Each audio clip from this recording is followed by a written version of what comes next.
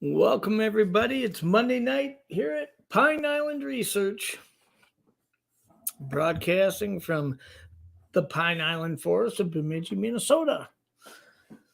Let's see here. We got you guys jumping in the chat at a record rate. We have got Uncle Bones. Cindy is here, finding the trackway. Sandra Piper, thanks for showing up. We've got Deborah. Yeah, I'll miss some of you as I fly through this faster, man. I apologize in advance. My Eyes is here. Donald Fuller, buddy. How are you? Let's see. Who else is popping in here? Joe Dryden's here. Yeah, you guys are flying in here and chatting away at a record pace. I can't keep up with it. Jen's here. I'm excited for tonight's show. Got some friends here. I've got Rich Meyer, Jim Sherman, and I've got Tammy. They're all here from the Upper Peninsula Bigfoot Sasquatch Research Organization. They're mostly, I would say, Upper Michigan, obviously, in the Upper Peninsula. They're going to share some experiences they've had, some things that they've been up to, teach us a little bit about their organization, what they do, and I'm excited for it. So let's get right to it. We got Rich, we got Jim, and we got Tammy all right here. How are you guys? Good. Oh, it is a good night. It is a good night. Every Monday night at Pine Island Research is a good night. Some of them arguably better than others, but it's a good night. So why don't you guys, we'll start with Rich at the top, go clockwise. Tell us a little bit about where you're from, Rich, and other than chasing Bigfoot through the woods and trying to advance the science, what do you do? What do you do with your pastime? Well, where do you head to at 8 a.m. on Monday morning? Most of my pastime is used trying to get out in the woods to look for Bigfoot. But when I'm not doing that, I'm playing with my Jeep, taking care of my 8-year-old and 18-year-old, trying to help them do whatever it is that they decide they're doing. For my normal 9 to 5 job, or 8 to 5, actually 6:30 to 4:30, is I run an auto parts store in Iron Mountain. So cool. Jim, how about you? Hey guys, I am Jim Sherman and I'm from the Detroit area of Michigan. So like I was telling these guys earlier, I'm kind of the troll of the group, but when I'm not in the woods looking for Bigfoot, I'm in the woods hunting or hiking, and it's always an excuse to look for Bigfoot. But my regular old job is my like 7 to 7 job or something like that is I'm a teacher. I teach high school history. I also coach cross country and track and field. I have a beautiful wife and a 15-year-old daughter. So all of that keeps me busy. A real life superhero. Yeah. And you got a 15-year-old daughter. So, I mean, I always joke that God blessed me with 2 sons because he knew what would happen. If I had a 15-year-old daughter, I'd be posting guard at the front door, interviewing every young gentleman that walked up the sidewalk and scaring them away probably. But kudos to you and those who are able to do that. How about you, Tammy? Tell us a little bit about you. Well, I live in Escanaba, Michigan, which is the Upper Peninsula of Michigan. I try and get out into the woods as much as I can to continue my research / journey into the Bigfoot world.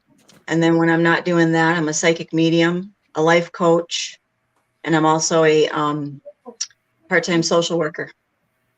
Okay. Another real life superhero who probably is more busy than I would care to be, it sounds like. Yeah, there are days.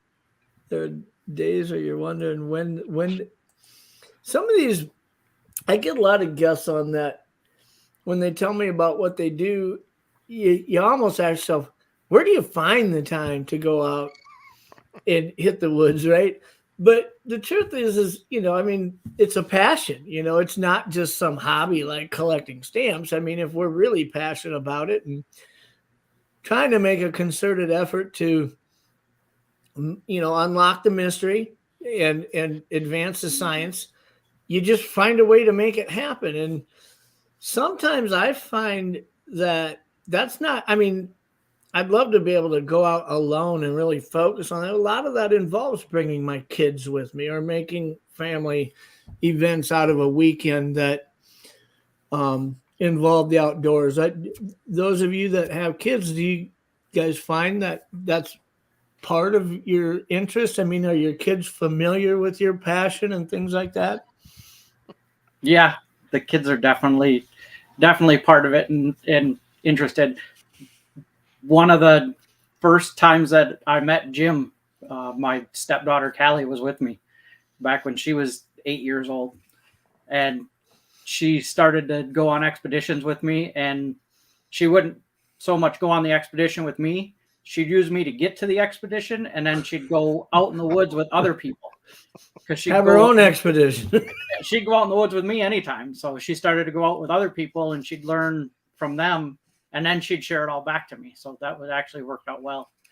And my son, Michael, he knows what I'm doing. He's excited that we get to put a Bigfoot museum in the front yard. So. Yeah. So you had mentioned that kind of casual a little bit ago when we were talking backstage. Is that something you're working to make a reality? Yeah, it took me 8 years to talk my wife into it. Finally, she walked in our back room one day and she said, okay, you have entirely too much Bigfoot stuff back there. You can put the museum in the front yard. At first, 8 years seemed like a lot, but then when I realized what you're advocating for, that's really pretty impressive that it only took you 8 years to get your wife to let you do it. Well, I stopped asking her, and I just kept amassing casts and different odd things here and there. And I have cool friends that like to record audio that have volunteered all of that. So, yeah, I think it's one thing you don't see in a lot of these, we'll just say attractions about the community is they just aren't interactive, right? How cool would it be to have push this, have a touch screen, you push the button, you can hear the audio recordings and descriptions of where, the story behind each one. I mean, to me, that would be really impressive to have it in a museum, have it be such a learning environment rather than just trinkets and things, Yeah, and that's what we're going for, is to spread the knowledge that we've all come up with, and to get the word out there so everybody knows. And we'll have some of the trinkets, I'm sure, but some of the things we're going to They gotta have something they can take home around the neck, yeah. or we're going to have bumper sticker. some outside things where you can cast your own tracks, where you can take your picture with your face as a Bigfoot's face. So I'd buy one of the UPBSRO shirts you've got on if you had them there. Yeah, and the introverted but willing to discuss cryptid shirt. That'd probably be a good seller. This is my podcast shirt. So I haven't been on a lot of podcasts, so that's why it's my podcast shirt, because I'm wearing it right now. So yeah. Well, that would be cool. That would be cool to have a museum like that. That would be really, really neat, because it's kind of especially with you guys having an organization that's dedicated to this, it's kind of a home base for that, right? Most of us that are involved in research, we don't have a brick and mortar. People say, hey, I want to mail you something. Where should I mail it to? It's a P.O. box. I don't want you mailing it to my house. I don't want, So that would be cool, with the museum kind of being the face of the organization too, But so tell us a little bit about how long the Upper Peninsula Bigfoot Sasquatch Research Organization has been around. How long ago did you start it, and what was the drive behind starting it? So usually this comes up with, how'd you start Bigfooting? And for me, I didn't realize it, but I've been Bigfooting my entire life. My dad was a big hunter and fisherman, and we went into places where most people didn't go. Our cabin was 7 miles off the highway, and then we'd go in deeper than that to hunt and fish. He passed away in 2011, and in 2013-ish, I was watching Finding Bigfoot on TV one night. My mom called me, asked what I was doing, and I told her, and she's like, well, your dad loved that show. I'm like, no, he never really said anything about it. She's like, well, yeah, that's what you were doing as a kid. That's why you guys hunted and fished where you didn't see other people. I'm like, oh. She's like, you don't remember him saying there was something else in the woods?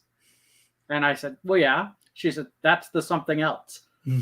So then I started looking for sightings and records of stuff around the UP. Couldn't find anything, so I started a Facebook page that I thought would never get over 200 followers. We're now creeping up on 3,500 followers. And then the BFRO contacted me and asked me to come to an expedition with them. And little did I know it was a weekend-long job interview. At the end of the weekend, they asked me if I'd research for them in the UP as well, because we needed some researchers up here. And I said, as long as I can run my own thing and do that, I'm in. I wouldn't cut myself off from all the minds that are in the BFRO. So sure. That's kind of how we started. Mike from Manitoba says, interactive. A smellorama might not work. Some kid says, what does Bigfoot smell like? You go out front and lift the lid on that can. And I'm telling you, I was dying of laughter when I read that in the comments, and I'm like, don't laugh, Rich is speaking. But that was a good one. So Tammy, how did you get started in the Bigfoot, interest or the community? Is there something that happened when you were younger that got you intrigued about it, or? No, not younger. I mean, maybe, but actually what I think really started it was I had an experience in the woods that I couldn't explain with a friend. And I ended up finding Rich. Let's just explain it. Okay. So I'm in the woods taking a night hike with a friend, and this would be back in 2016. And being a psychic medium, I'm very comfortable dealing with the paranormal, dealing with doing readings. I mean, I've lived in the paranormal world my whole life since I was 5. So I wasn't looking for Bigfoot. I wasn't looking to get thrown into this world. One night I'm out in the woods with a friend and we're hiking. And we had various things happen that night that did not make sense, like footsteps that sounded like bipedal, orb in a tree, which could have been eye shine. And then on our way back out of the woods, we heard this call or this screech. And it's a noise that once you hear this, you never forget it. And both of us, my friend and I, were looking at each other. Do we run? Do we walk back to the parking lot? What do we do? Because it's a noise, a sound, an animal sound that neither one of us had ever heard. And I grew up in a hunting family, so I pretty much know what animals sound like what. And I was going through my list in my head. It's not a fox, it's not a deer, it's not this, it's not that. So we were trying to figure out, what did we just hear? It was, screechy and howly enough to make the hair stand up on the back of your neck. So I went home, did some research on the internet, animal calls. And my friend had mentioned, Bigfoot, and we kind of laughed it off a little bit, like, I don't know.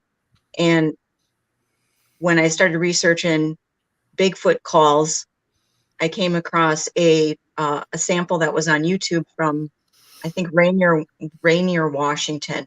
And I sent the clip to my friend, and this was like at 2 a.m. now. And I said, is this what we just heard a few hours ago in the woods? And she said, oh my God, that sounds exactly like what we just heard.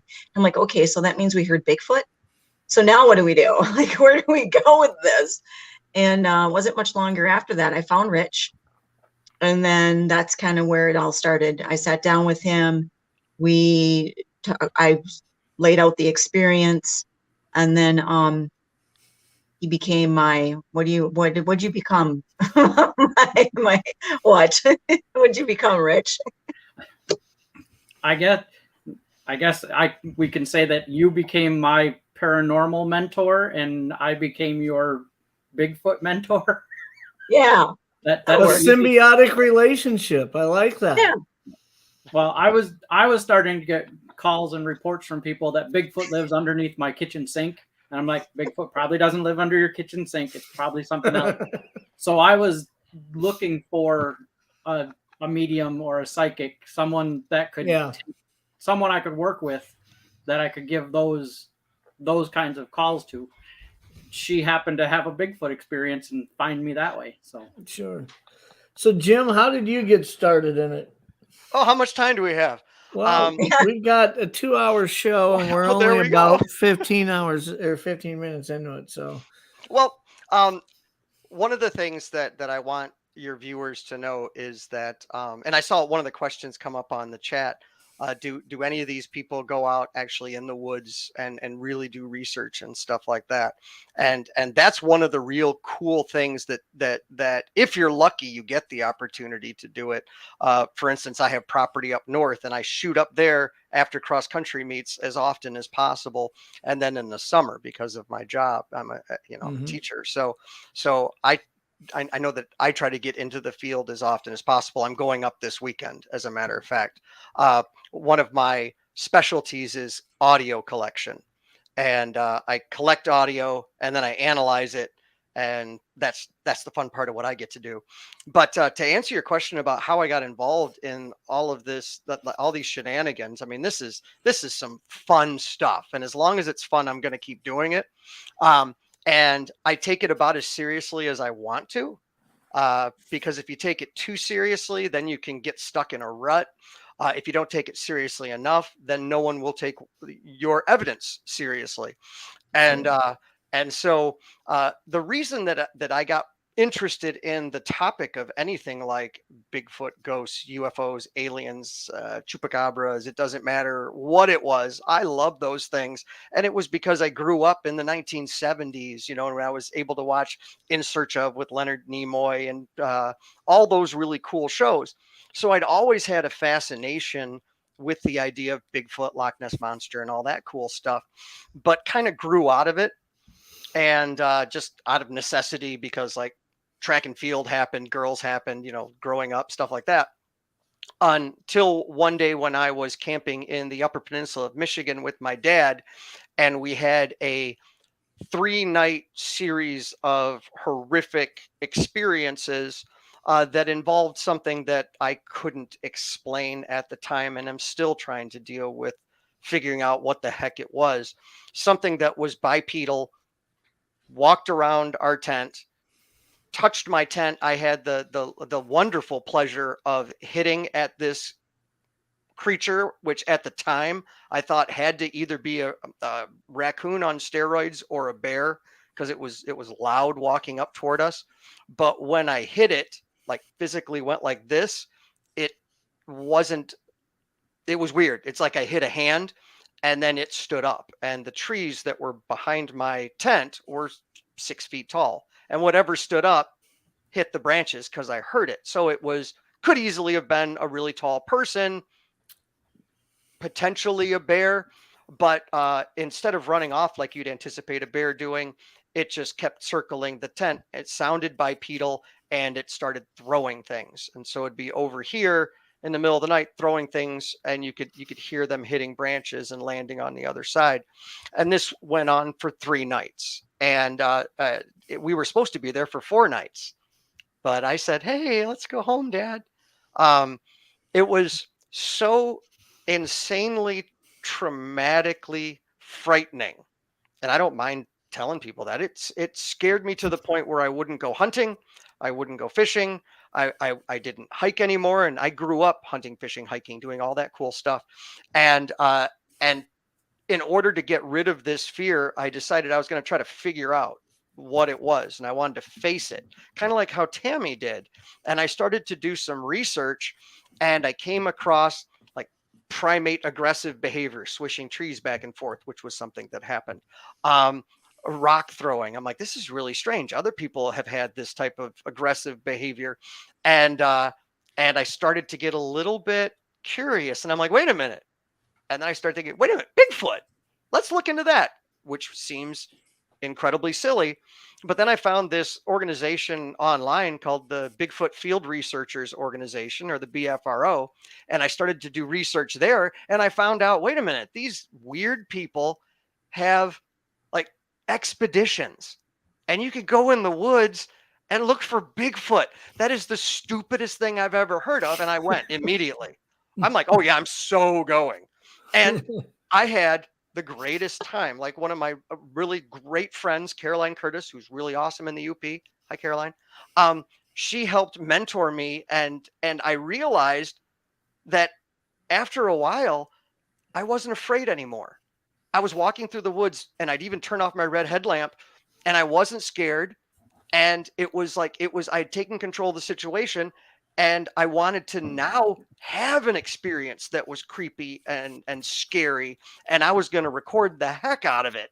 And what that did for me was I took control, and now it's just something fun that I do. And I want to collect evidence. I'm super skeptical about everything. That's just a part of me. Mm-hmm. But I love collecting evidence. I like to see what other people have collected and analyze it, and then I share it, because otherwise it's a waste of time. If I'm not sharing it, I'm just out there playing in the woods. And you've got a YouTube channel, Jim, yourself, not part of the organization, but your own personal one that you share audio recordings and things like that on as you collect them, right? Yeah, that is correct. How can people find you on YouTube? What's it called?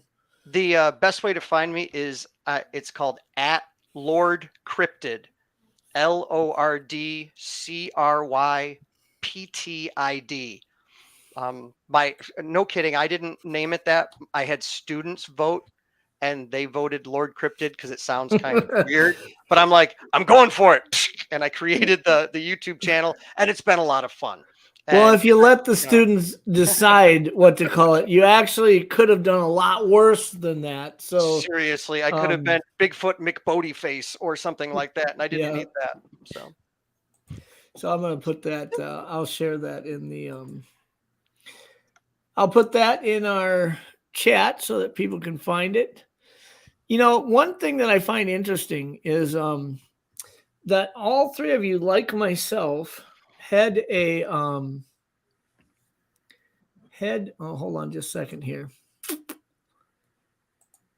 You guys had a relatively strong familiarity and life experience in the woods. prior to ever really, like for Jim before your experience and Tammy before yours, Rich obviously grew up in that environment, even if he wasn't fully aware of the education to be had. I grew up the son of a hunting and fishing guide, and at a young age had bear tags and elk tags in Montana, Wyoming at 13, 14 years old. And I think having that strong platform under you, that it kind of prepares you that when you have an experience like Tammy, or definitely one like Jim did, that you have a reference that you're trying to return to. It may make you gun shy from being out there a while, so to speak, but you have an inherent passion for it that was there before your experience. So, can you imagine being from a metro area and going out camping and having an experience like that? You never probably set foot in the woods again because you have no draw to the woods prior to the experience, So I think there's a lot to be said there that we can learn as a group, that despite an experience that's unfamiliar and possibly traumatic in nature, that there's still that inherent want to get back into the woods again, It's not a reset button that's hit overnight, but you find your way back to it, What would you say is some of the strongest evidence that you guys as an organization and your members have experienced? Do you think that it's in the vocalizations you've captured, or have you had some Class A type visual sightings? I mean, I'd love to hear about them if you have. Well, I'll tell you, I have not had a Class A visual sighting. Basically really close up, bright day, things like that. And again, I'm super skeptical about everything. But what the things that I have noticed, apart from the audio that I've collected, which I think is pretty cool, and I really like I like the audio route, but when it comes to seeing things, like actually going out on an expedition like with these guys, which is really cool, when you can go out and have a reaction in the woods, like something intelligent is responding to you, and it's not just happenstance or coincidence.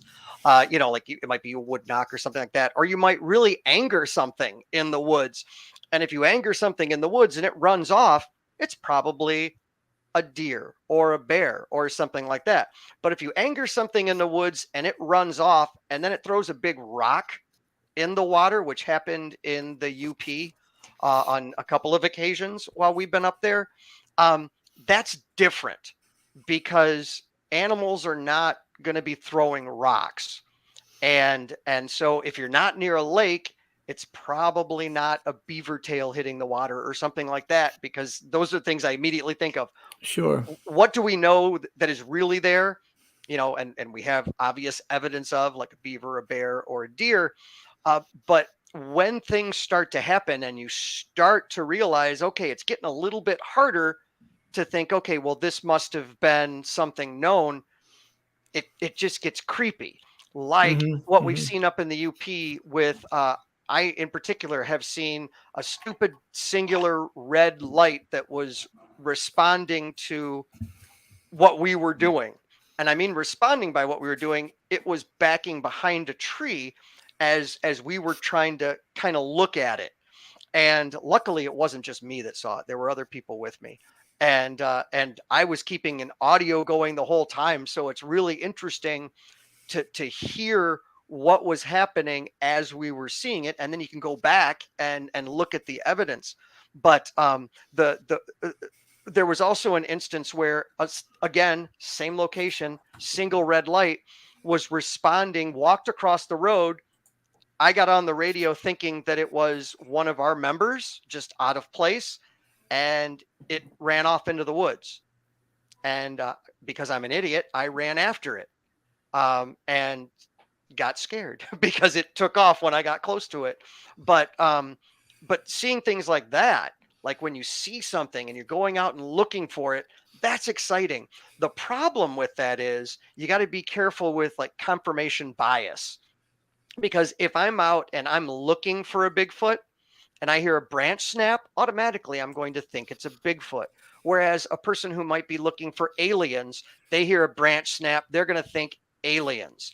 And so that's the thing. What I'm constantly trying to do is take in what's going on and then go back and look at the evidence when I'm not scared, which happens when it gets dark, because I still get scared. Yeah, I was just I was gonna pull up. I was looking at your channel, the Michigan Sasquatch Vocals Volume 1. Are these vocals that you've captured over time, or? Yeah. Basically what I do with the vocals that I bring onto my YouTube channel, most of them are ones that either I have personally been there and captured, or it's from a long duration recorder that I've set up and wasn't there at the time. Like it would happen when no one is there. And there's a few, every once in a while, I'll put something that someone else gives me if they give me permission to do so, usually if I'm doing a comparison type of a thing. But so tell me about what you've titled the Isabella Howl. What is the story behind that? Basically what happened was right around 2012, I received some CDs with vocals on them. And when they arrived, it said Bigfoot sounds. And I'm like, oh, okay, here we go. And it came with a regular BFRO report. And I'm an investigator with the BFRO. So I take a look at the reports and I'm like, okay, this one looks interesting. I'm going to call these people. And what I liked about the property owners is they seemed pretty chill, and they seemed like real live humans, like not like the kind of people that are, you know, going to put you in a trunk and drive you off somewhere. And I believe every once in a while you can hear someone and kind of you get a sense that you believe them. And the reason that I believe them is they basically initially said, we've got some weird noises. We don't know what it is. We know that and I came recommended as someone who knows some things about audio. And so they sent it to me, and some of it was frankly, I thought a little bit too good to be true, because it sounded like I'm like, okay, that kind of sounds like Bobo or something like that. But I'm like, okay, give them the benefit of the doubt. I'll go out there and take a listen. And the first time I went there, I heard a whistle, and it was like the greatest thing in the world. I heard a whistle at night. I was so excited because I'd only done a couple of investigations. And then I heard a howl from a long ways away. Could have been a coyote. Who knows? But I was just excited. I'm like, this is the greatest night of my life. And I went out to pick up a recorder that I'd set in the field. And as I was coming back, I turned the recorder off. I'm like, bye, ladies. And I was getting in my car to drive off. And that was when we were hit with an unbelievable growl. And unfortunately, I turned off my recorder. And so this growl that hit me as if I had my like chest up against a speaker, and you hit like real bass. That's what it felt like. And whatever had produced it had to have been at least 75 meters away. And I still don't know how that's possible, but that's what it felt like. Clicked on the recorder, and then I started to collect just these really weird vocalizations, and there were multiple vocalizers, and it was as if one would call, then the other would call, and then the other one would go over here and call, as if they were doing some weird form of echolocation. But the howl that you referenced, I didn't hear until I was driving home, and it was from the recorder I had set in the field.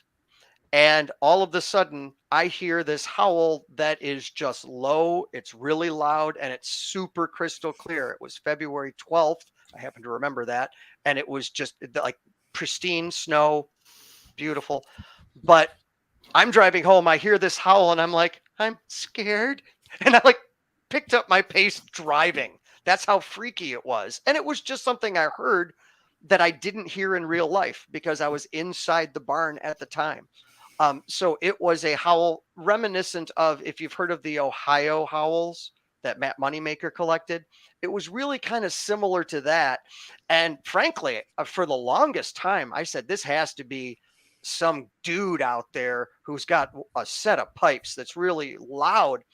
But after a couple of years of researching, it became less likely that it was a person and more likely that it was something else. Still don't know what it was, but I've got a heck of a lot of what it wasn't. I know it's not a wolf, coyote, all sorts of things. As a matter of fact, the Detroit Zoo said I had captured a gibbon.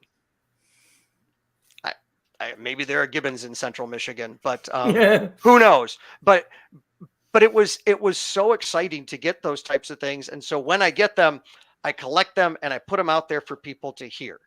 And then other people will say, hey, I heard that too. Or maybe, and which is also equally cool, someone will say, hey, that sounds like a screech owl or something very normal. And I will say to them, thank you.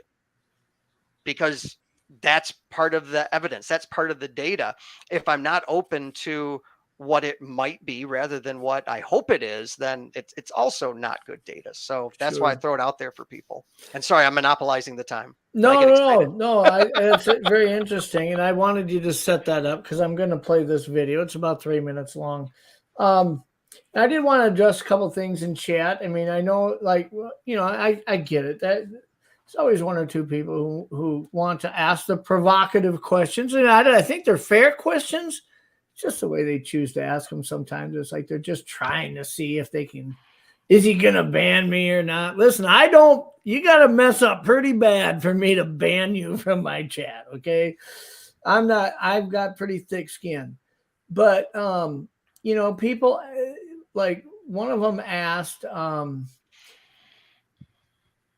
I'll convert it into language that isn't so, maybe a little bit more mature way to ask it is that it's easy to, you know, people always have the audio evidence and they don't ever have the video evidence. And I'm telling you right now, as somebody who has worked hard at trying to capture both, it's a lot of work, but setting Zoom recorders out for long durations and collecting them up. And while they were out, I wasn't out there moving. I wasn't out putting scent out for 48 hours. I wasn't out being a distraction. I wasn't out being any type of a perceived threat. There was a recorder brushed in under a log that just sat there.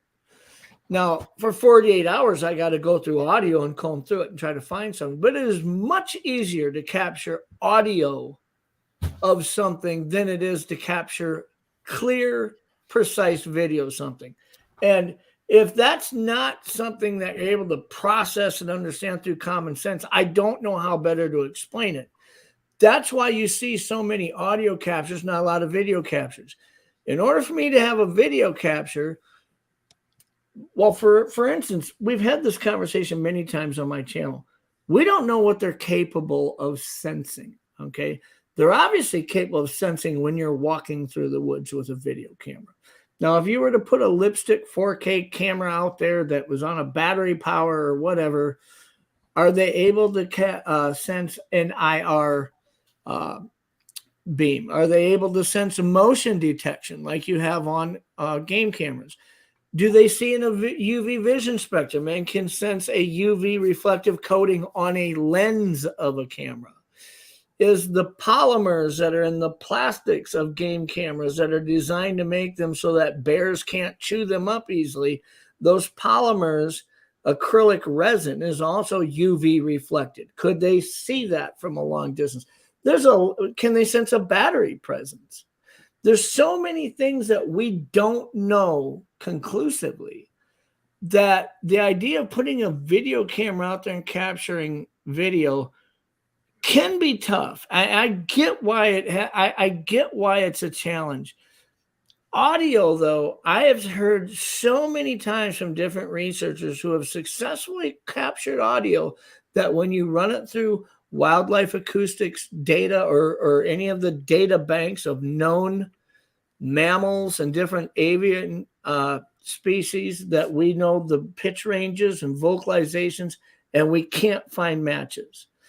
A lot of them they do find matches, but some of them they just can't. And to me, that's what makes audio evidence intriguing. Is it conclusive enough to say Bigfoot exists? Probably on its own, no. But for somebody who puts the effort into capturing audio and then sharing it on YouTube, to come into chat and act like they should have done more is absolutely freaking ridiculous. So I'm just going to put that out there right now. Okay. I don't want anybody to think they're getting banned, but good grief, guys. Come on. I am excited to play it. I haven't watched the video yet. So let's share it. Let's let everybody hear it. Let's see. We can pop this up. Get rid of this. Wow, this is an old one. Is it? Is there a better one to play than this one? What I can do is if you give me a moment, I can send you just some audio that you could play, and that might be more interesting for your viewers. Sure. And listeners, particularly anyone who's going to be listening to this like on a podcast and not watching. Okay. Would you like me to do that? Sure. That'd be awesome. Okay. I'm going to work on doing that right now. You do that, and we will talk a little bit about. I saw a question in the chat where somebody asked if we've seen orbs in our research area at all.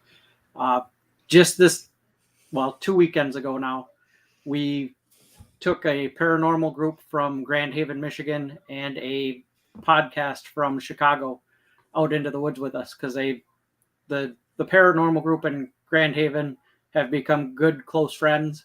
And every year they like to bring somebody new up and have us kind of show them what we do for Bigfooting so they can see the crossover. Sure. The last 2 years we've seen what we're calling fairy lights. We're not calling them orbs because they don't look like balls of light, but they will come on, they will go off, they'll come close, they'll back away, and they're multicolored. They're green, they're red, they're blue, they're white, they're yellow. First thing everybody says, "Oh, you're seeing lightning bugs." Not in September. We're not seeing lightning bugs and not in those colors.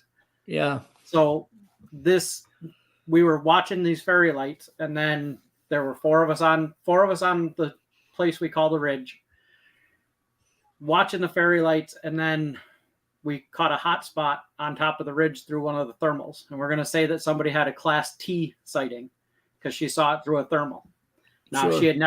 she had never been out with us before. This was the first time she'd gone in the woods with us. She wasn't real familiar with anything, so she didn't know how to record from the thermal. But what she saw was a figure, man-shaped, that was not as hot as myself because I was standing out in front of her, or the other guy that was out there. So it was almost the same temperature as the trees.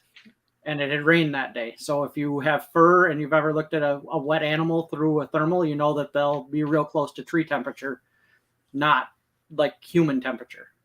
She watched it step out from behind a tree and look, and then step back, and then step out again and step back. It was about 20 feet from the guy that was further up the ridge from me. And when he turned back to look at us, he heard it go down the hill from him. We went up the next day and we found impressions in the ground. I can't call them tracks because you couldn't see toes. You couldn't get anything like that, but you could see where the ferns were broke off and pushed over, where it had run down the hill and then laid down or just got close to the ground and pushed everything over. So those are some of my favorite things. Yeah. Is I tend to put people in the area to have an experience. Mm-hmm. And then, like I said, it ties into that orbs. Well, the whole orbs thing, I've talked about this a lot, that, I mean, people probably get sick of the joke. I believe that orbs are a real phenomena. I believe that UFOs and aliens are likely real. I believe that ghosts are likely real. I mean, we're talking about phenomena that has way too much. There's enough evidence out there to show that somebody didn't just make this up, like Sasquatch. 10,000 years ago, somebody didn't get drunk around a campfire and make up a story of Sasquatch, and it ended up being depicted on cave walls all over the world prior to any mass communication. I mean, this obviously is a physical being that has existed. And when it comes to orbs and these different areas of the paranormal, let's say, I believe they're likely real. How they relate to Bigfoot, I tell people, until I see Bigfoot step off a UFO and fart out an orb, I don't know that any of them are related, you know. But Doug has 9 live cameras set up in northern Minnesota on a property that we have caught all kinds of video captures off of bears, crazy looking insects. I'm not so sure some of these insects have even been identified by science. They look so crazy. One of them, I thought we had a fairy. I thought it looked like a dang fairy. And I'm like, I have nothing in my research to ever show that I felt fairies were real. But boy, I'll tell you what, you watch this insect, you'd swear you're looking at one. And we have dozens of videos of orbs, and some of them you can explain through natural occurrence, whether it's moisture droplets, whether it's there were forest fires for a while up in Canada, and we were getting ash floating around. And even with just the slightest breeze, something just doesn't necessarily blow in a straight line. I mean, you'll see it moving. Looks like there's an energetic presence to it. It's just swirling in the wind. But we do have a couple videos. One is of an orb that comes around a tree. It's coming at the camera. It comes around a tree, swerves around, and flies right up past the camera like this. And another one is right on its tail, takes a slightly different path and goes to the camera like that. And they are right behind each, like one's chasing the other. And I don't have any natural explanation for what that was. I mean, if there is an argument that orbs are real, I would say that's probably one of the more convincing videos that I'd seen. I'm interested to get Tammy's take on that, because I know, Tammy, you having an expressed interest in other areas of the paranormal. I would imagine that you also believe that orbs are a real phenomena and ghosts and all this. Do you believe that any of them intertwine in any way with Bigfoot, or do you believe Bigfoot just to be a flesh and blood creature that it's a difficult question to ask, Tammy, because people will say they see orbs around Bigfoot. And for every account of that, I've got 5 accounts of people who didn't see orbs around Bigfoot. And I've got thousands of accounts of people who saw orbs and there was no Bigfoot. So, I mean, I don't know where that leaves us, you know. Through my journey, I've been in the field of Bigfoot for 6 years. I've had experiences in this research of this being that kind of overlaps with what I do as a psychic medium with the clients that hire me to do readings and other things that I do as a medium. And I think the moment you close your mind, okay, I'd rather be walking around saying anything is possible than coming up with a definite theory. Sure. Because, you know, everybody is like, okay, Bigfoot's flesh and blood. There is no such thing as ghosts, or, you know, there's like, there is so much unknown out there. I would rather walk around saying anything's possible versus it's this or this or this. I mean, when it comes to the paranormal and being a medium, there's a lot more definition. And I don't know if I don't know if I'm saying this right. Now, when it comes, like, I've been in the Bigfoot world now for 6 years. I still have questions. I have more questions than I have answers. Sure. But there's a crossover, you know, like when I'm reading energy, I do a lot of reading energy. When you're a psychic medium, you read energy. A lot of times the energy I'm reading when I'm talking to a past loved one is similar to energy I'm reading when I'm in the woods and I know there's a Bigfoot presence. Mm-hmm. As far as orbs go, orbs, I believe in orbs. I've seen orbs. What are they? They're energy of some form. As far as the fairy lights in the woods, I don't know if they're fairies or if it's an energy trail that's following Bigfoot around. Like there's so much like unknown. There's so much opinions. I think we just need to be open to anything's possible. I think that makes sense. I would agree. Since we started, I just wanted to welcome to the chat. I see Blake from Lost Cryptids Conservatory is here, Joe from Western New York Bigfoot Investigation Group, and Anthony from Unidentified S4. All three of them have great YouTube channels. You guys should check all of them out. All their channels you can find by the names they are identifying with in chat, actually. So I don't even need to throw up a link. You can search it and find them. Anyways, Jim, what did you come up with? Did you want to send me a link, or what were you thinking here? Yeah, if I can send you a link. If you throw me an email, I can easily send you a whole bunch of queued up sounds. Okay, you can send it to pineislandresearch@gmail.com. And anybody who's got a question for any of the guests tonight, go ahead and throw them all in caps, and we'll try to make sure we get them up on the screen. Been some interesting comments on the discussion. You know, Anthony had said, I think that Bigfoot is flesh and blood, but strange things happen in the woods. That is true. One of the things, this is interesting too, because as a researcher, I always look at when I'm observing something, and I am looking at something, trying to say, what am I looking at? What am I witnessing here? It's not that hard to come up with 4 or 5 options, right?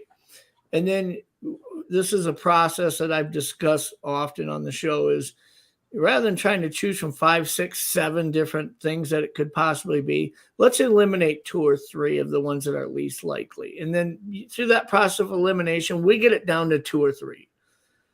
And then you look at those 2 or 3 and say, which one is most plausible? Which one, you employing common sense, past research and life experience, things I've learned from other people's data and their experiences, which one of these 3 really has the highest chance of being the most plausible?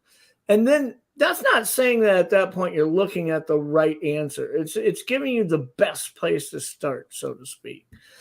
And I think sometimes that's what we do with the data that we uncover in the woods. And I'm blown away when in this community I see people incapable of doing that, because the process of elimination we use every day, whether we realize or not. You go to the pizza place, order a pizza, right away you're like, well, let's see, I don't like black olive, so I'm not going to order that one. I'm not going to, we narrow it down to what we want.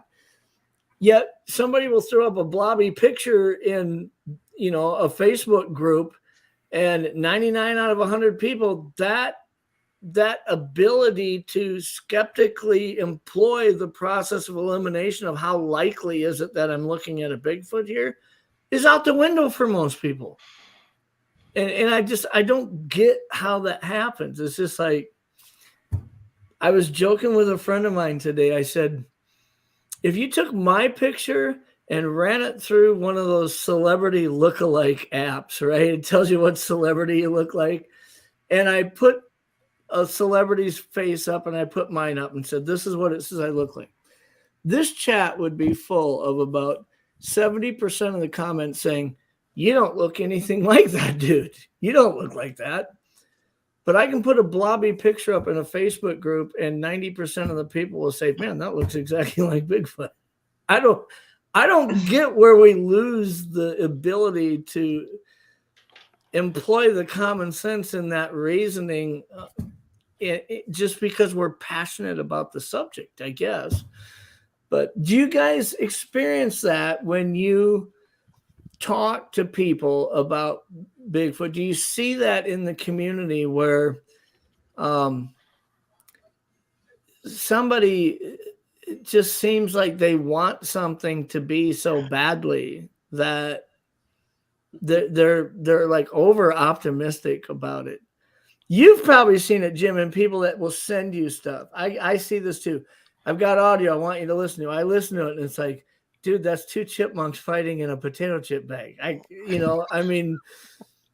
Yeah, people just want it to be Bigfoot so bad that. And a lot of it also has to do with the fact that not a lot of people spend a lot of time in the woods. I spend a lot of time in the woods. I know that these guys have too. And I still hear things that I'm like, seriously, what the heck is that? And you're looking right at it, and it's a porcupine. And the porcupine's doing this like thing. And you're like, what?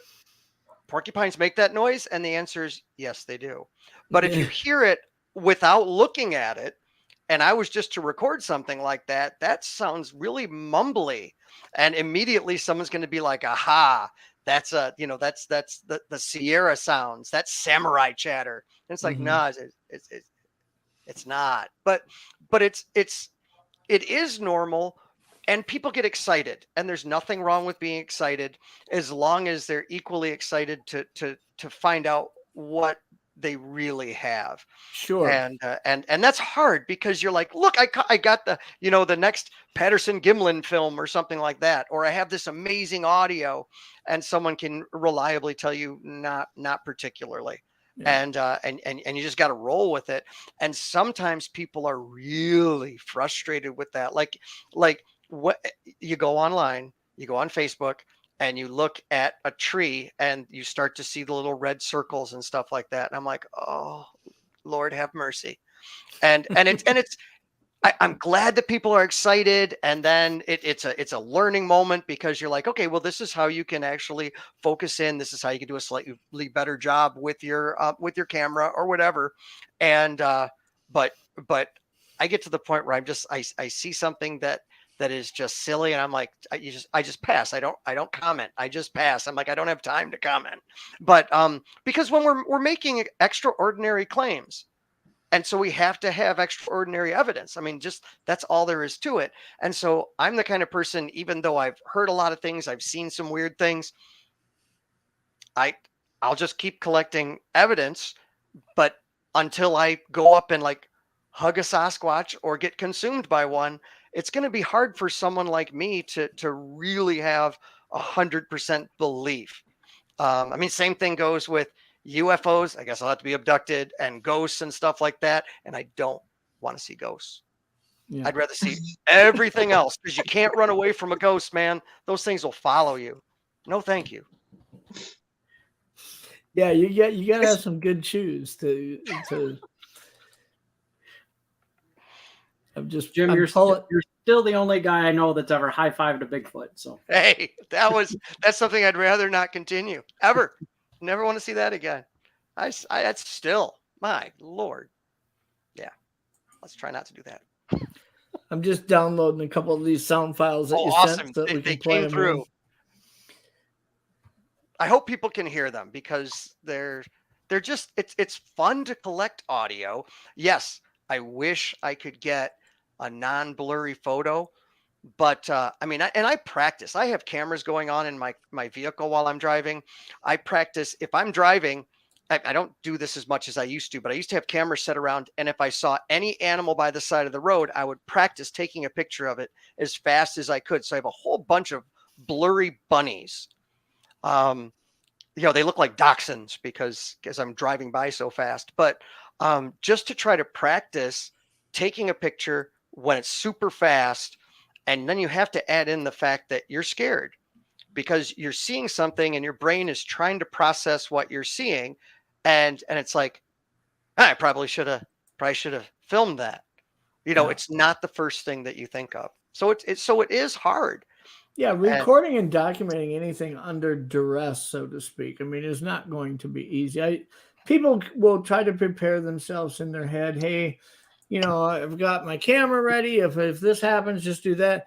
It's amazing when the moment is occurring and you're in the midst of that, the way your brain is trying to process what is happening around you, and your ability to get your body to react in what you feel should be in a conditioned manner because you've talked yourself through this scenario. This is what I need to do.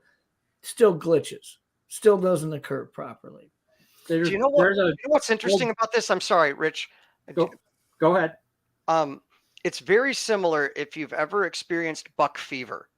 You go to the range and you're putting rounds down, you're putting holes through paper, and then there's something in front of you that's got, you're just like, oh my goodness.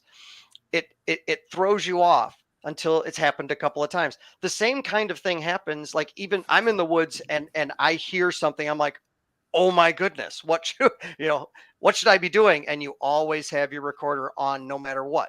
In fact, you have one sitting on your Jeep, you have one on you, and then you have one in your hands, because otherwise you'll miss things.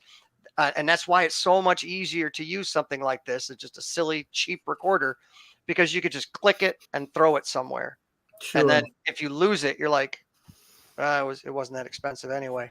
But if you've got it going and you do it while you're thinking about it, then you don't have to think, oh, record, because it's already going, and it makes life a lot easier. Sorry, Rich, I jumped all over you. That's right. There's a post on the Facebook page. It's probably 5 years old now, and it's when I found out that the DNR was watching my Facebook page. There was a bear that was living just south of Hermansville, and I'm like, all right, I'm going to show people how hard it is to get a picture of anything. I'm going to drive by, and I know where this bear is. I know where it's been every day. So as I'm driving and it stepped out in the road, I grabbed my phone from the holder, took a picture, got closer, took a picture, got closer, took a picture. Every one of them was blurry. But I posted them and I said, this is a good example of, I knew that bear was there. I knew the bear was going to step out, but I still couldn't get a good picture of it. And then went by 2 or 3 days later and the DNR's there. And I'm like, hey, what are you guys doing? They're like, oh, some guy's got a Facebook page about Bigfoot and reported this bear here. We're trying to relocate it before somebody gets hurt. Okay. And I just drove off. The other day I had my phone in my back pocket, and I don't know if I must have moved just right for it to, I know if you like swipe it the right way, your camera will come up. Anyways, the top part where my lenses was sticking out of my pocket, and I took a picture of the car. I was pumping gas. I took a picture of the car behind me, and when I zoom in on it, I can actually see the numbers on the gas pump on the other side of the car. I'm like, my ass took a picture. That's clearer than I could probably take in the woods under duress. I mean, it's just crazy how it just, but to go back to what you were talking about, Jim, I mean, it's all about muscle memory and things like that. And even then, it's not guaranteed to work. I was in the military for 6 years, and I was stationed with the 1st of the 502nd with the 82nd Airborne.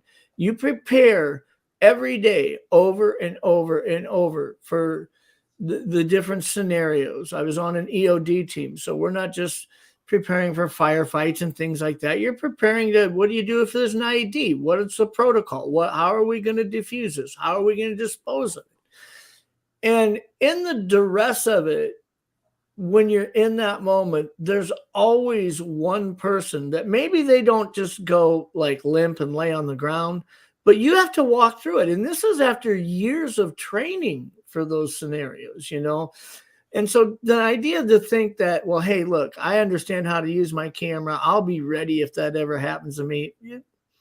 It's just something that doesn't, it's easier said than done, I think, in most cases. And certainly that's evident in most of the pictures that are taken of things like that. So I think I've got this so that we can probably pop this up, and I will play one of these first, and we'll just see if we've got audio streamed right for it.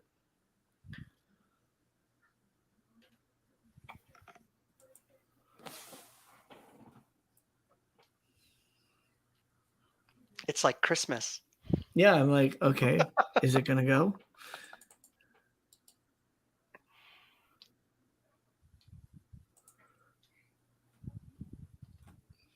Let's try this again. I saved it there.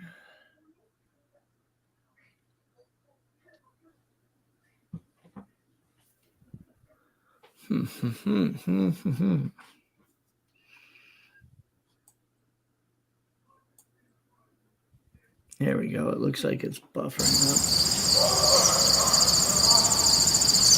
Can you hear that? Yeah.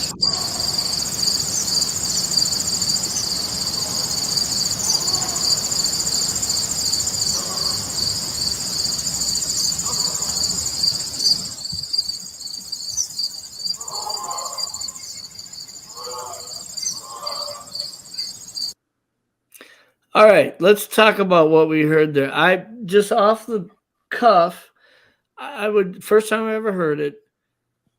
That's some deep guttural projection that's happening.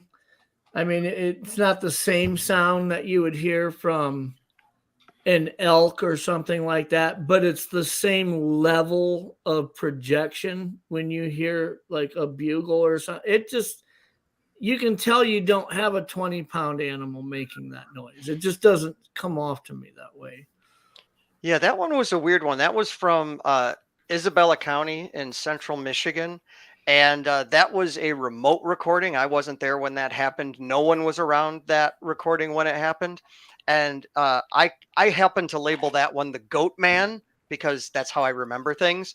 And it was because there happened to be a goat in heat in the at the barn, and it made noises that were kind of similar to that. But what we were hearing was something in the woods kind of mimicking a goat in heat. And yeah, I'm going to play it again. No idea what it was. Before I play it again, let me ask you, since I don't know where the location was, what's the likelihood of a human being present in audio range of the recorders, where you're putting them? That one, there's always a chance that there's going to be a person there because, I mean, I was there setting up an audio recorder. So that obviously means that it's an area that's accessible to humans. Yeah. Usually what we look at is the time and area. And some of the places where I was putting these recordings, or the recorders rather, it was private land, but of course people can go on private land. Sure. And well, I only ask because I'm not saying that it's likely that a human being would make that noise that we just heard. And I'm not saying that they couldn't either, but I like people to have an understanding of, is this set up in a city park or is this 50 miles from town in the middle of nowhere? Kind of get an idea. I try to tell people my research is very unlikely humans would be, just because I had to kayak 8.5 miles off the grid just to get to a certain area. But I can't eliminate the possibility of a human being there. Yeah, now, whether or not they would be aware that there's an audio recorder there, and so this would be fun to mimic something, I would say the likelihood of a human being finding any audio recorder I place in the woods is highly unlikely. Right. And I mean, they would have to be hanging out in the woods late at night, which, I mean, goodness knows, half of us do. But then again, finding the recorder is not something that's normal because I put them in random places and Sure. I keep them kind of hidden because it's kind of the hunter in me.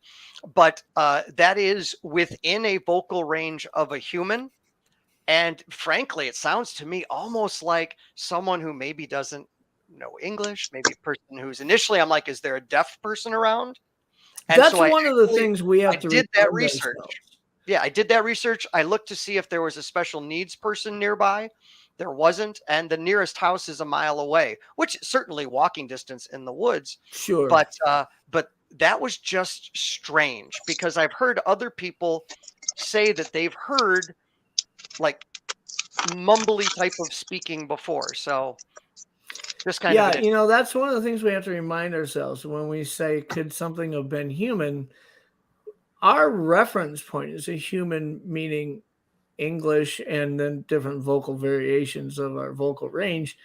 If I was to put somebody screaming Taiwanese out in the woods, you might say that doesn't sound human. So, I mean, it's all what you're familiar with. It's all relevant to that. But I'm going to play this one more time again. And then also, I believe Trackway asked, what time of year was it that you recorded this? That one was recorded. That would have been in close to August, the beginning of August. Okay. I believe. Now I have to go back and look, and I always timestamp them, but Sure. that's when I think that one was. Most of the audio, strangely enough, I've captured in the winter, which is just odd, but it's because there's a bunch of like cypressy swamp type of stuff, or cedar swamps rather, that are around there, and the animals hole up there, and so maybe something else hangs out there. Don't know. Okay. All right. Well, let's play it again here.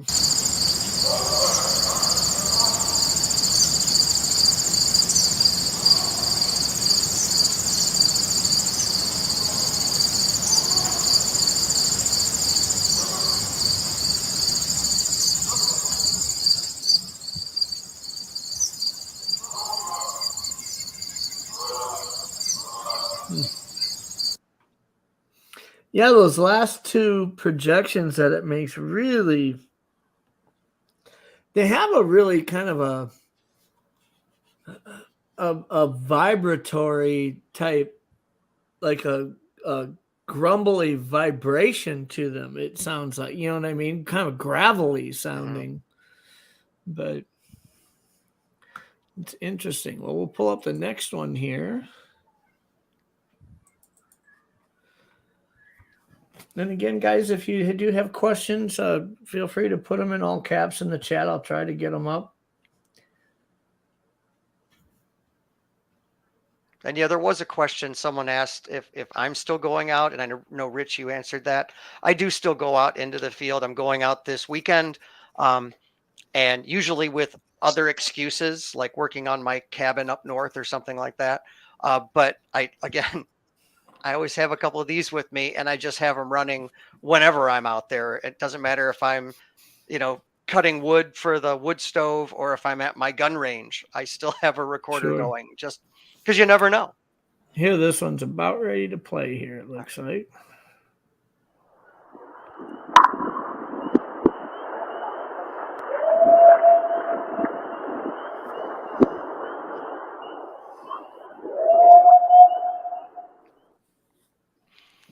That one actually has a funny backstory to it. A couple of years ago, this is 2012, I was helping with Animal Planet's Finding Bigfoot, and we were near the Houghton Lake area, and I brought the team to the location that I do research, or used to do research, and stepped out of the car, and I was showing one of the cameramen for Finding Bigfoot. I'm like, hey, Tyler, look at my new wood knocker, because I've got this really cool wood knocker. And I went like that, and we got an immediate response from way off in the woods, but it was really loud. But it was just such a coincidence. It's like, you've got to be kidding. Like, we're there going to film Finding Bigfoot, which, come on. It's just show. But we had a real live crazy response, and it was. So you're saying the intro on that first clack is you doing that, and then what follows it is in response to that. In response, in real time. Okay, So well, let's listen to that again, because it's it's pretty quick. I mean, it really, within a second or two, it's coming back.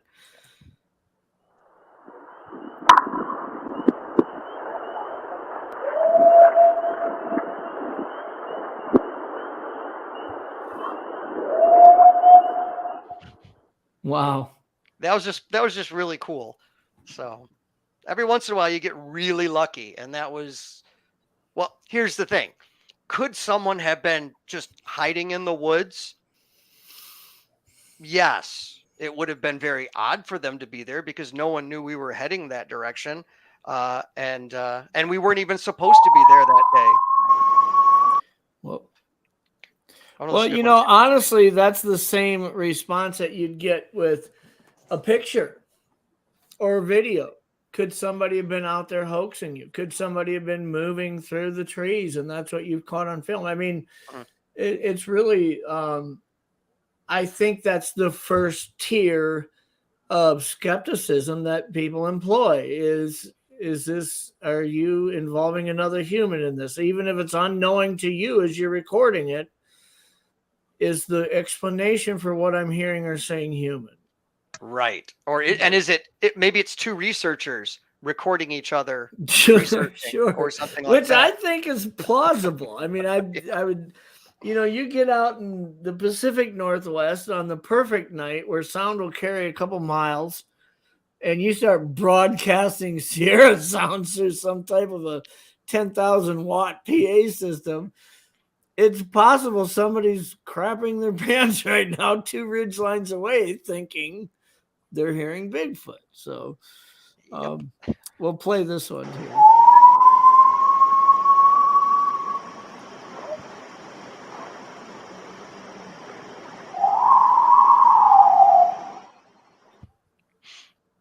That really leaves me with the impression that is not very far away from that audio recorder. No. And again, that was one that occurred while I was there. That one I heard, and a couple of them I heard in real life. And there's no conceivable way that you can understand how loud some of these sounds are because you just can't quite get it from a recorder. Sure. And to hear something like that, you're like, what the heck is in the woods screaming? And then you feel very tiny.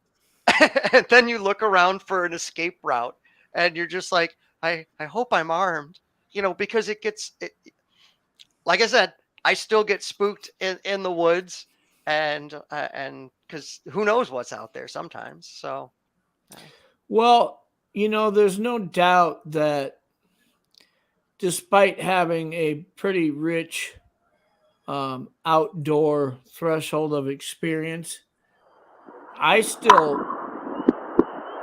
run into sounds that do not make sense to me. The other night I heard out in the dark from my back deck what I thought sounded like a hog, like just nuzzling the ground or like grunting as it was digging. It sounded like a pig or a hog.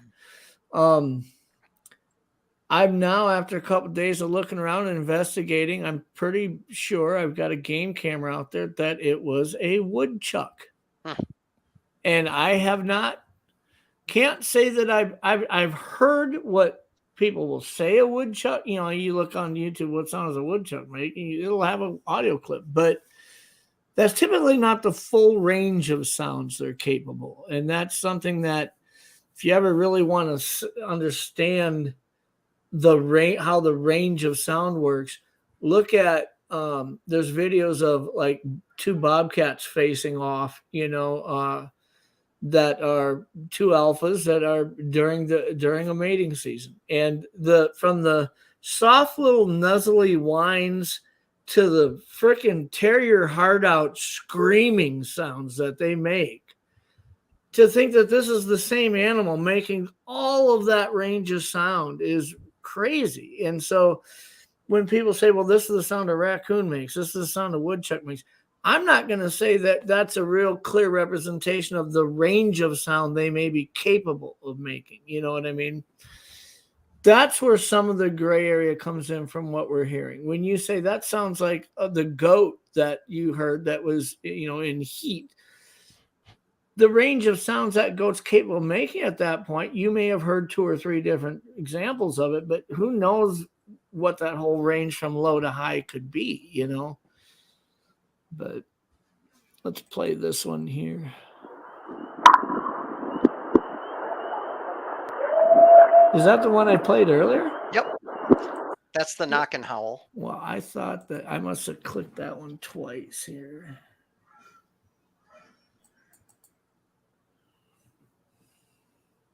Jim, there's not a lake there in Isabella County where they were recorded.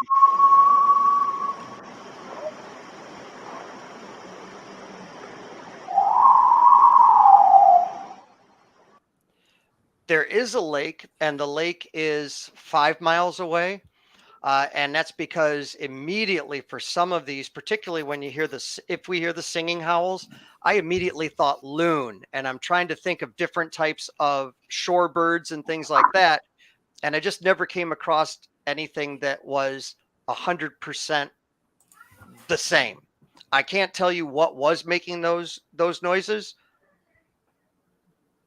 I just can't. But I'm just collecting them and putting them out there.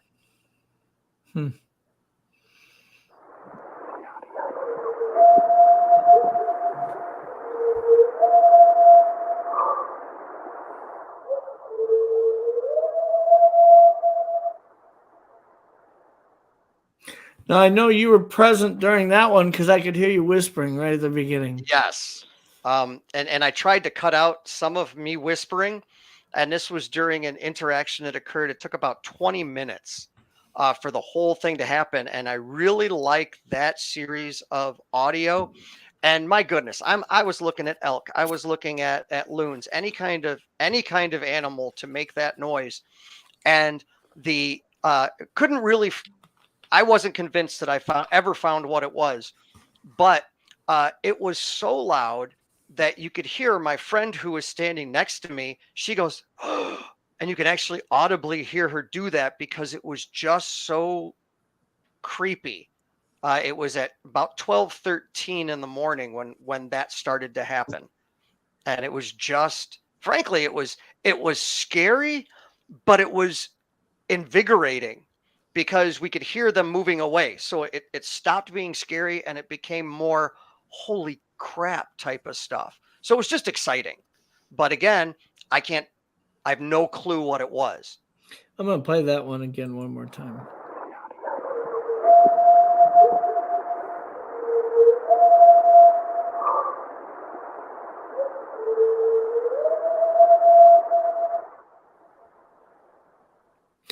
Right in the middle of that, there is a secondary sound other than that high arching whoop or howl. Let's see if I can.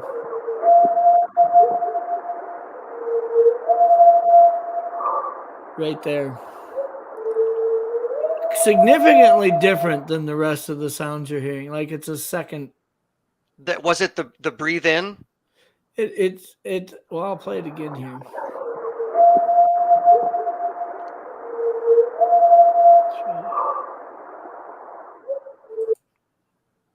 Sounds like rah, like that, like right in the middle of all that. I think what you're hearing actually is my friend breathing in because she was scared. She was like kind of gasping in a little bit, right by the microphone. Yep. And what's crazy, if you put that audio on a spectrogram, what you see, which is kind of like a fingerprint of sound, and what you can see is the sound is moving like this, and then it jumps up, and there's a secondary sound. Yeah. And so what's cool about it is it's very rare, which I'm really excited about this part. It's very difficult for humans to make two simultaneous sounds. You can do it. You can be trained to do it. Tibetan monks can do it, and go on YouTube and you can hear like, I think what's like called like throat singing or something like that. Yep. But it takes some skill, and whatever was out there is doing that because they're simultaneously making two sounds. Yeah. And I don't know a lot about a lot of things. But what I do know is people who do know a lot of things. And so what I do when I find audio that I'm just not sure about, I send it to specialists. And I have some really cool specialists who have a lot of really good skills. And they then look at it and they're like, wow, you've really captured something interesting. I mean, I sent one of them audio from 2 weeks ago. So I still have audio in the can that hasn't been analyzed yet. Sure. So it's still exciting. I use a program called Wildlife Acoustics or Wildlife Resources, and they have a pretty high tech. This is one thing that I think would be great to help advance the science is if a company like that made their software for free, so that there was an online hosting platform you could go to, play any audio that you have, and let it diagnose this and help people discover what they're hearing. You know what I mean? But I have, through my software, I have ran a recording of 5 different coyotes all howling. I watched them howl when I captured the because I was in a tree stand, deer hunting, archery hunting, and I was watching 5 coyotes. That 3 of them were in one group and 2 of them were in the other. They're about 50 yards apart, and they were actually just howling at each other. And I play that through Wildlife Acoustics software. And like you said, I will see it start with one line, and then that second line comes on, and then that third line's there. And then as that first line drops out, all of a sudden there's 2 more coming over. I mean, and then at one point when all 5 are going, it's showing 5 specimens. So it is amazing how it can track the number of sources that are producing almost the same sound. But you see that a lot in canines when it comes to coyotes and packs of wolves. You probably noticed that in Upper Peninsula. We have wolves here too. Is at night when you hear them howl, one will come up real high and get them going. A couple more will join in. And as you hear that first one taper down, another one comes up above it. It's like they work together to project the continuous momentum of their sound. As one starts to die down, another one comes right up to replace it. It's really interesting how canines work together like that. But what's really cool is to see it on a spectrograph, actually mapping it out on how when one's coming in and one's going out. But I might do that some night on the shows, play a couple recordings through the Wildlife Acoustics software, because it is interesting to see.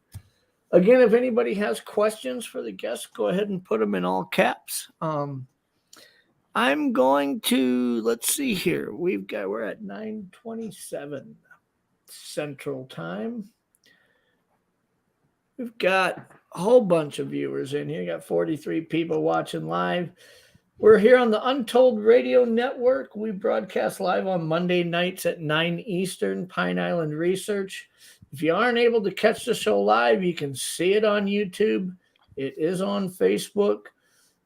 And after we are done broadcasting on YouTube, it will be on every podcast platform out there. So whether or not you use Spreaker, iTunes, iHeartRadio, it doesn't matter. You can search up Untold Radio Network and you will find Pine Island Research in the library. Our guest tonight, in case you're joining us late, is Rich, Jim, and Tammy. They are from the Upper Peninsula Bigfoot Sasquatch Research Organization. And just kind of as a rule of thumb so people understand, when I have guests on the show, typically they're going to be other researchers that are out there in the field trying to collect evidence to advance the science. If I have a guest on that's just here to share an encounter and share that, which I occasionally will, you can tell that in the thumbnail. I usually prerequisite the show with that announcement that that's what's happening. But anytime you see a thumbnail like tonight that says Upper Peninsula Bigfoot Sasquatch Research Organization, you don't have to wonder, are they actually working out there trying to research, because it's in their name. So what else you guys got on the horizon now? I mean, we're battening down the hatches, getting ready for probably a quick fall and early winter, I suppose. But what do you guys got going on up there coming up on your schedule? Not a whole lot scheduled this time of year as we get into the different hunting seasons and everything else. Yeah. Because I grew up hunting and fishing, and I've worked as a hunting guide for years. I try to give those guys the woods the best I can. Now, that doesn't mean that if a hunter calls me and says, "Hey, I need you to come look at this," that I'm not going. I'll be in the car and on my way. So, yep. Yeah, it's always exciting because part of me, I don't want to get out into some of the areas that I research just because it would be very tough to rule out human activity. And a lot of the research, experiments that we do or attempts to gather evidence because of the human footprint that's normally not out there 10 months a year, but right now it is, Also, you got a lot of game that are moving around because of hunting pressure. That gets interesting. But the thing that is kind of exciting is there are a lot of people who actively are putting game cameras out into the woods that normally don't have them there. So, I mean, and we've got a lot of eyeballs out there. They're seeing and they're listening to things that maybe if they've been hunting for a long time and it's something that they're not used to, that's where you start catching these stories coming out of. It's an opportunity to get really recent leads on accounts that are happening in these areas. Some comments here about the Upper Peninsula. I mean, I guess when everybody thinks Upper Peninsula, you're thinking Macintosh apples and, the out in the woods and this and that. But I mean, it really is an expansive, diverse ecosystem. I mean, anytime you can have an area that has packs of wolves able to survive in it, to me, it's a testimony that we're not just talking about the suburbs here. You know what I mean? But what do you guys? What do you guys use? Like, do you put? I know Jim puts audio recorders up. Do you put game cameras out? Have you ever had anything interesting on a game camera that you can't explain? Or I have game cameras out all the time in my property, and I get a heck of a lot of bear and deer and things like that. But I have never gotten anything cooler for whatever reason. And it might be, frankly, the skeptic in me says, well, it's because all there are out there is deer and bear. There's nothing else. But just having, and you would think, come on, someone should have a really good game camera picture. We should be able to at least catch a dumb Bigfoot or something like that. We just haven't really gotten a really good, provable game camera bit of evidence. Like, I mean, somewhere out there has to be the Helen Keller of Bigfoots just wandering around, right? Like we'll cross that. People say, are they capable of detecting battery presence and UV? Maybe we can find the one that can't detect it very well, but it's really an interesting. It almost seems kind of crazy that literally you can have a couple million game cameras out there and we just aren't getting good pictures of this. But then again, there are certain animals that we just don't get good pictures of, and that's the truth of it. I mean, there are some species that are a challenge to get on a game camera, but I see Jen's asking, how does Tammy use her medium abilities in the field for Bigfoot? Well, that's a good question. I mean, if we're all in the field and you say, I've got a bad feeling right now, I would probably pay a little more attention if you said it than if Jim said it. I'd be like, right. Elaborate on that, please. Well, like I was saying earlier, I read energy, and the longer I'm in the field of Bigfoot, the more questions I have, but I'm also learning how to discern their energy signature from, let's say, a human's energy signature. If I'm doing a reading for somebody and I'm talking to someone who's passed. So their energy signature is different than, it's similar but different to a human's energy signature. So for example, the last expedition that I went to just a couple weeks ago with Rich and some of the other people we were with, the first night that, the one and only night that I was there, we were up in this ridge area, and and a lot of I get a lot of slack for saying stuff like this, but this is coming from me and the world I live in. I could sense that there was probably 3 to 5 Bigfoot watching us while we were up there. Wow. Believe me or not, it's up to you. I believe you. I mean, I don't just believe anybody who says anything, but I will tell you that I have, and I get where people, when we start talking about, there is a line that exists for some between Bigfoot in other areas of the paranormal. I get that. You can go to other channels who really concentrate on other areas of the paranormal, and you start talking about Bigfoot, and they all roll their eyes. I mean, I shouldn't say they all, but you know, people like, oh, come on, Bigfoot, ghosts are real, UFOs are real. The Greys, they were in my backyard last night, but Bigfoot isn't real. And then you go into the Bigfoot community, and there are some that really have a hard time wrapping around their head about the possibility that other paranormal entities could be real.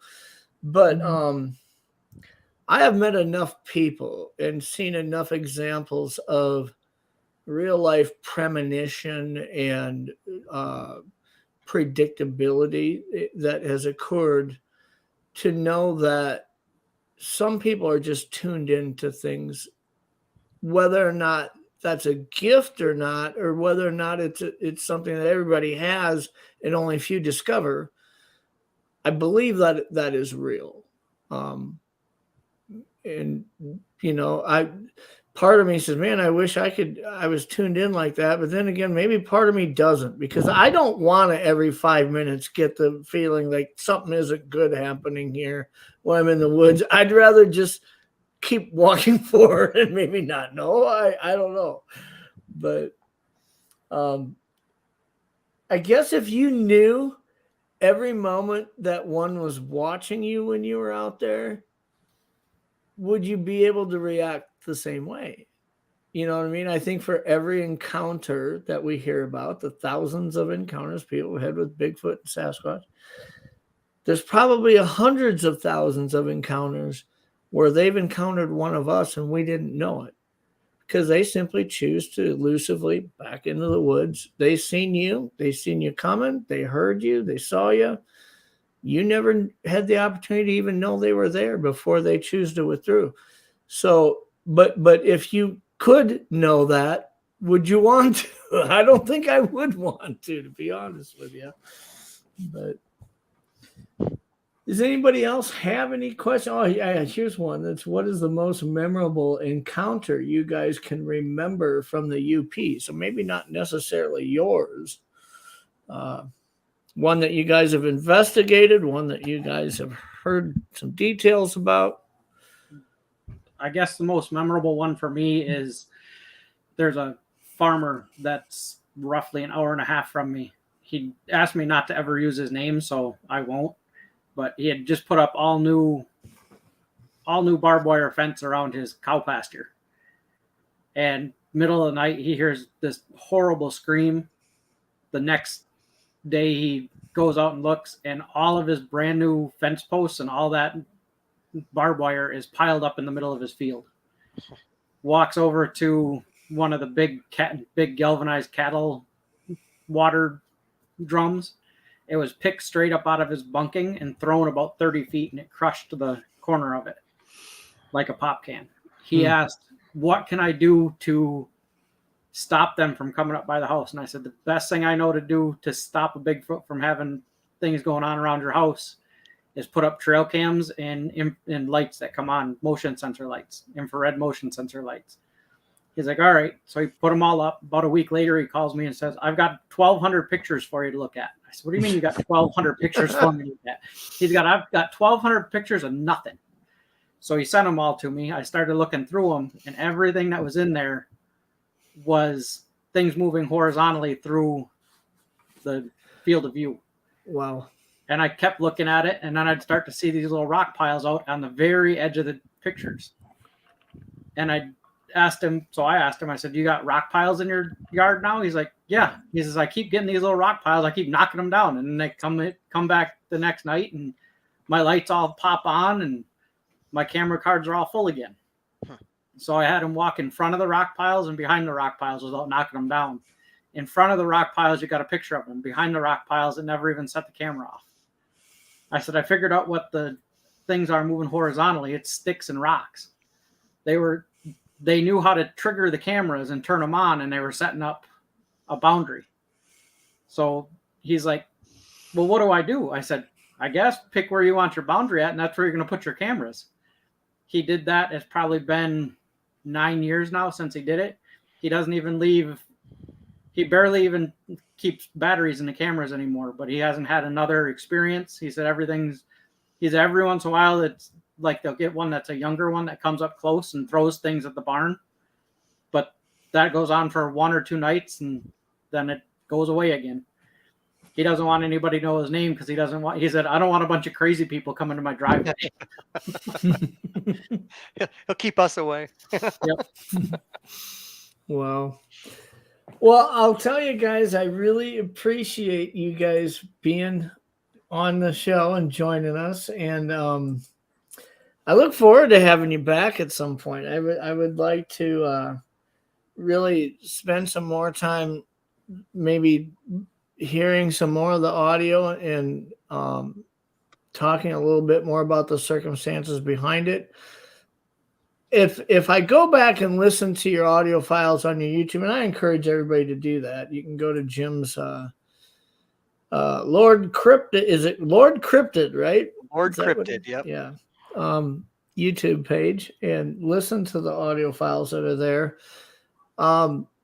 If I was to run into them, that one or two of them that I'm really curious about, could you get me the original recordings that you have of them? Okay. Oh, yeah. Oftentimes, my research partner, Doug Hychek, is really, he lives and breathes that stuff. I mean, to a degree, way higher than me. I actually played him an audio file the other day, and he was listening to it, and he says, ooh, that's very interesting, something I heard on there. And I'm thinking, just sounded like a normal audio, somebody says, I don't know what this is. He says, no, there's something really interesting on there. I said, what is it? And he says, I can't tell you.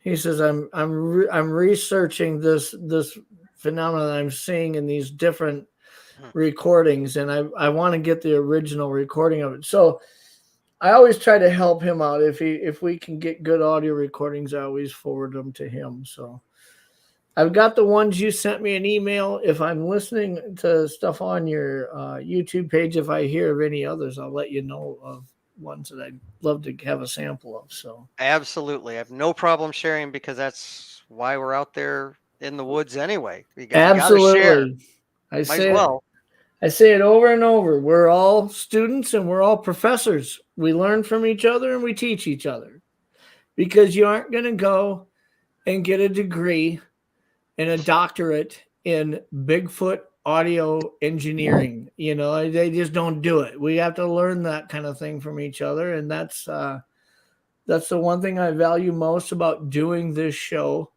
and having people engaging in the interactive nature of chat, is that we can learn from each other and people can learn from us. So I don't take that for granted. I think that that's one of the most helpful things in our community to advance the sciences, that we have each other to learn from.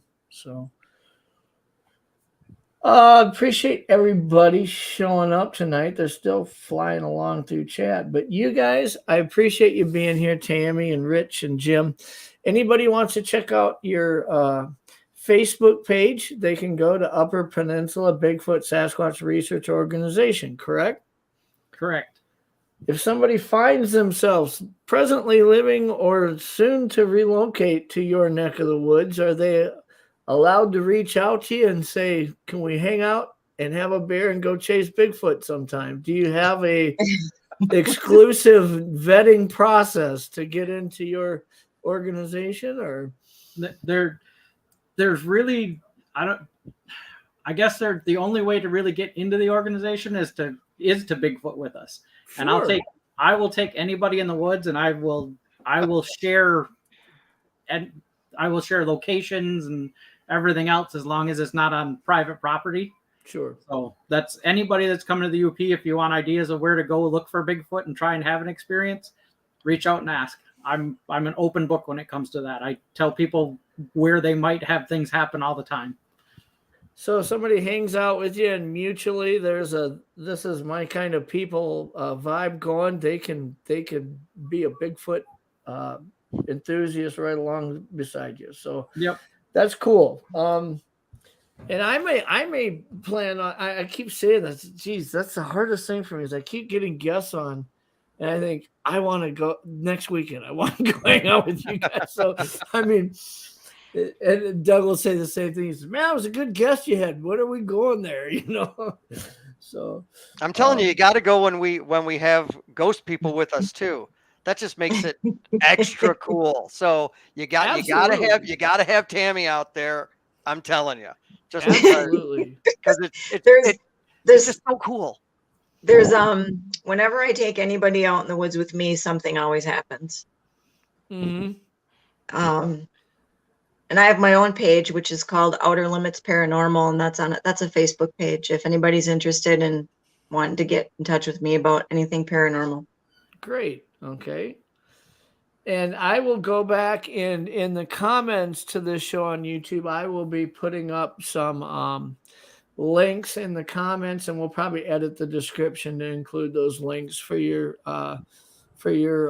page, Tammy, and for Jim's personal YouTube page, and then your guys' organization's Facebook page. So, but no, I appreciate you guys joining us tonight. It was awesome having you, and I look forward to having you back at some point. I look forward. Happy to come back. Awesome. Thank you, Jeff. All right. You guys have a good evening. Yep. You too. Thanks. Well, that wraps up episode 4 of Pine Island Research, Monday night show on Untold Radio AM. Appreciate you guys showing up. We are not blind to the fact that you had other choices tonight and you chose us. That is awesome. Next week, we're going to have a great guest on too. We'll have a great show lined up. Same time, same place. If you feel inclined, if you haven't yet, you can subscribe here to the Untold Radio Network, and you can click the notification bell, and they will let you know right before we're going to go on air again. Also, feel free to leave a comment if you've got some ideas or theories or things you want to expand on something that you heard tonight. Leave it in the comments of the show, because live chat's just kind of a snippet, so to speak, of what we interacted about. But those comments underneath of the video on YouTube, those are there where people see those up front, and they're forever. So it's a great place to etch your thought in history. We will be leaving with our outro, and we'll see you guys next week.